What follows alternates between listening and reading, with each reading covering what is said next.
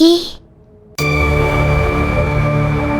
Yuno bukanlah hanya seorang gadis yang penuh cinta. Di balik obsesinya terhadap Yukiteru, terdapat luka emosional yang dalam. Masa kecilnya yang penuh kekerasan dan pengabaian membentuknya menjadi pribadi yang sangat terikat pada orang yang ia cintai. Ini adalah contoh klasik dari attachment trauma, di mana kebutuhan emosional yang tidak terpenuhi pada masa kecil membentuk cara seseorang berhubungan dengan dunia dan orang-orang di sekitarnya. Sementara itu, Yukiteru adalah contoh dari tipe kepribadian introvert yang lebih suka menghindari konflik. Ketika dihadapkan pada pertempuran hidup dan kematian, ia cenderung memilih untuk mengikuti alur daripada mengambil keputusan yang tegas. Namun, apakah ini berarti ia tidak memiliki kontrol terhadap hidupnya?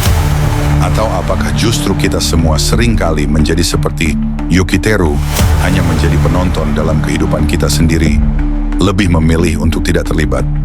Sebagai tambahan dari elemen psikologi dan takdir, Future Diary juga memperlihatkan kritik tajam terhadap sistem kekuasaan dan ketidakadilan yang ada dalam masyarakat. Setiap pemain dalam permainan ini, dari Yuno hingga Mine, dipaksa untuk berjuang dalam sebuah sistem yang seolah-olah diciptakan untuk melihat siapa yang paling mampu bertahan, terlepas dari moralitas atau keadilan.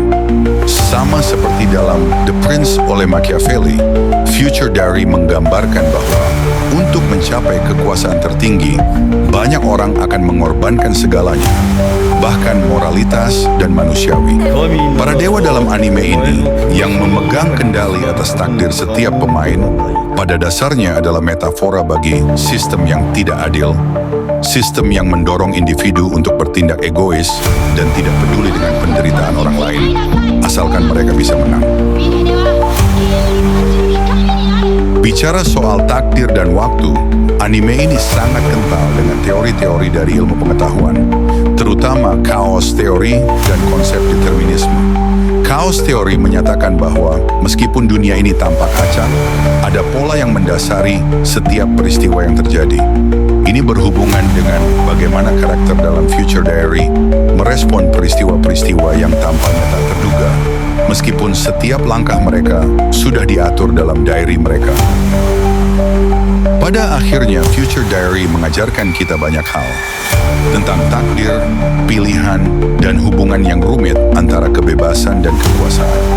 Ini bukan hanya soal bertahan hidup dalam sebuah permainan brutal, tetapi lebih kepada bagaimana kita melihat kehidupan kita sendiri. Apakah kita akan menyerah pada takdir yang seolah-olah sudah ditentukan?